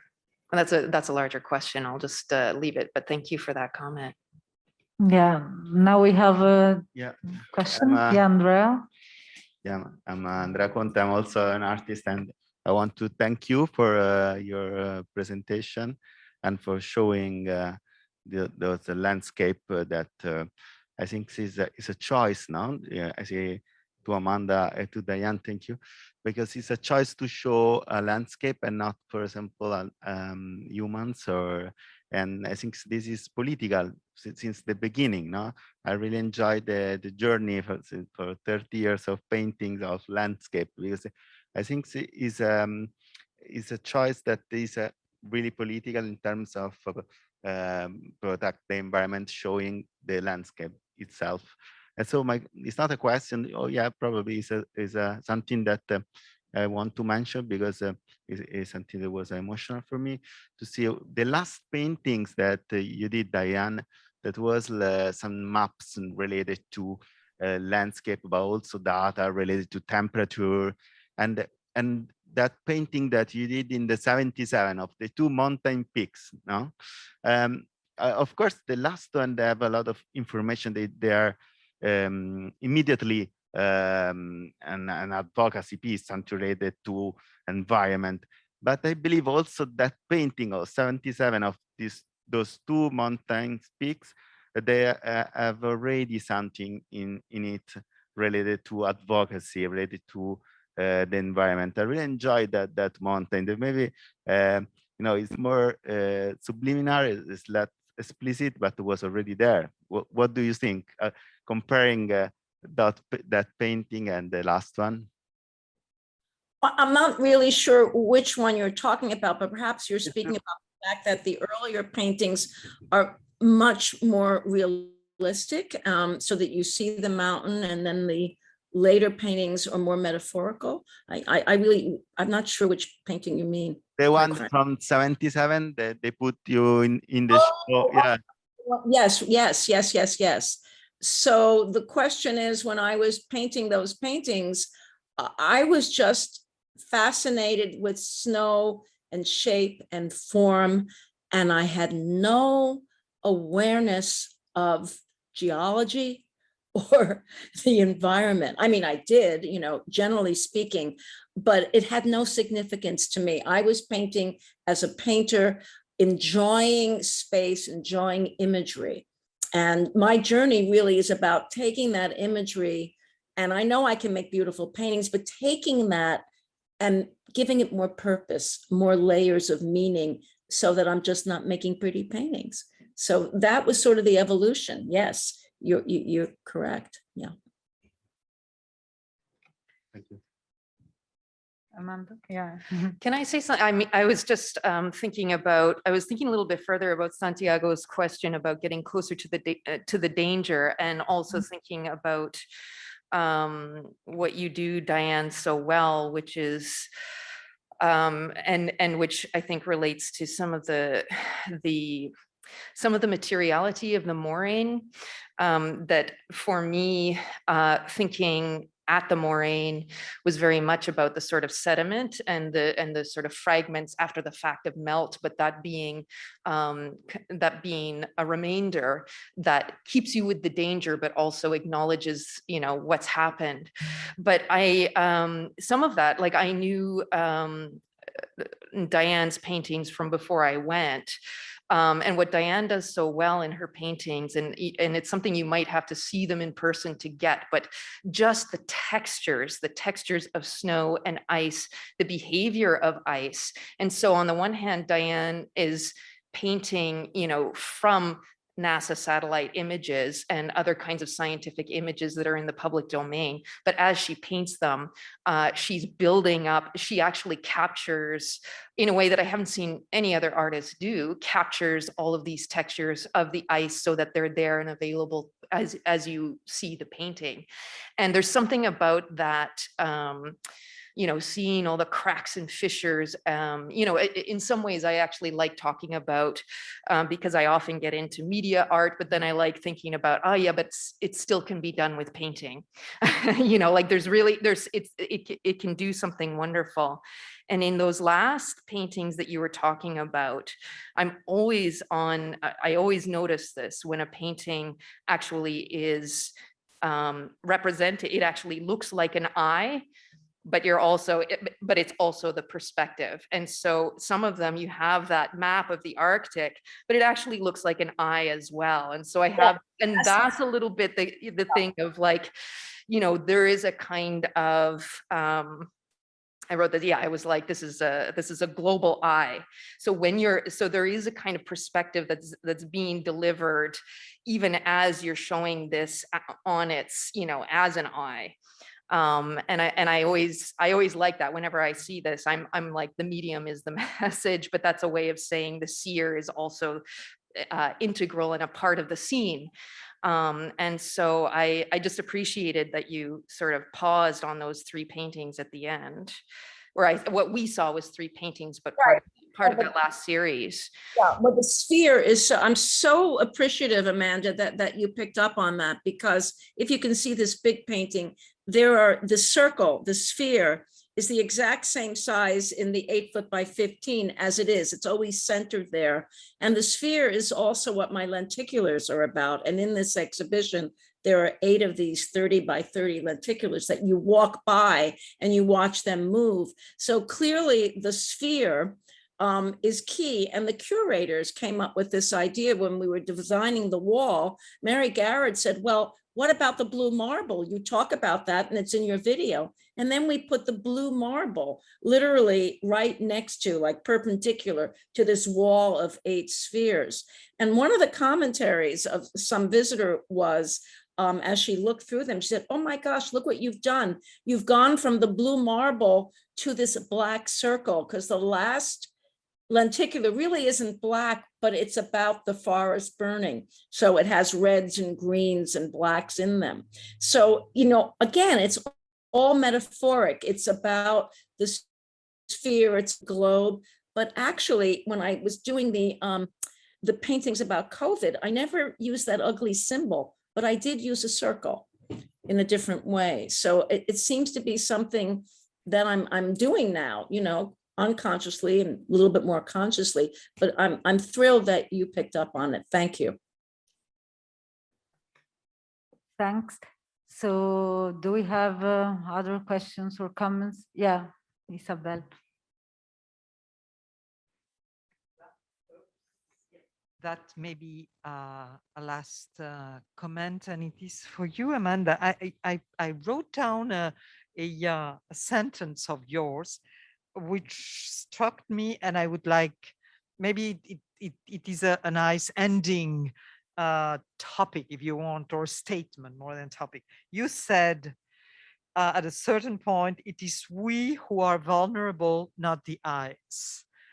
I think that's really something that could sum up a bit what we have been saying, no, and what also has the relation with what Santiago said just a while ago. And if you can comment a bit, and so that would be like the end of today's session. And Diane, of course, you go on to say what you think also about that, not being this us vulnerability. That's for us, not the ice, not the planet, not the glaciers, not the coral. I think it's us vulnerable here. So what do you have to say about that? So at this workshop, we were staying at the one of the few hotels in Ilulissat, and it was also where National Geographic was having, they do tours. And so people go with National Geographic, and somebody who is on this tour, I was standing with Mel Chin and Jeff, my co-organizer, and a tourist came up and said, "Are you here to save Greenland?" And we all said 3 different forms of no. Mel Chin was like, oh, no, not, you know, well, anyway, and, you know, and Jeff said, are you, you know, like by being here with National Geographic, like, and so we all reacted to the assumption that ice was this precarious thing. And there was a kind of paternalism that's implicit in the idea of redeeming ice, as though ice is this pure object, as though it's this, you know, it's this fragile thing. And when I say it's, you know, it's we that are in a precarious position, I mean, it's we, it's the human world, it's animal species for sure, but not necessarily polar bears. that are quite actually, as I learned, there are problems with the environments, but they're just moving south, right? But there are other mass extinctions that are caused by the melting ice, and so it's a case of, well, no, it's not about saving ice as a resource, and that's a very deep reflex. The idea of like, oh my goodness, we've got to save this before it disappears, because we think of it as a repository for ourselves. Whereas I think what I learned, one of the things that I took away from Greenland was, well, the environment is changing, but lifestyles are changing. They're having to change. It's more the sea ice that is not forming. That's different. And the Greenland ice sheet is actually like extremely forceful, and a huge volume of there's a huge volume of glacier ice, but in fact, it would be a displacement of the danger onto the ice rather than to experience, rather than to understand that there's a kind of critical exhaustion or political exhaustion that's integral to that experience of glacier melt. Yeah, absolutely. But the paternalism, I think, has to be underlined, because it goes back to colonialism, imperialism, and how man has felt that we can control nature. We can save it, we can move it, we can do it. And finally, nature has caught up with us. We can't control it. We have to acknowledge it, and we have to acknowledge all the mistakes that we have made in the industrial era. I hate to be negative, but that's reality. But totally, Amanda, I wrote down that sentence as well, Isabel, when Amanda said it. It's we who are vulnerable, not the ice. Yeah, so I think that with this sentence, we can conclude aptly this second session. And I want really to thank you deeply, both of you and all the participants. So yeah, thanks a lot. And we see each other tomorrow here at 9:30. Okay, thanks. Thanks, Diane. Thank you. Bye-bye, everybody. And it's great to see you. Good to see you too, Amanda.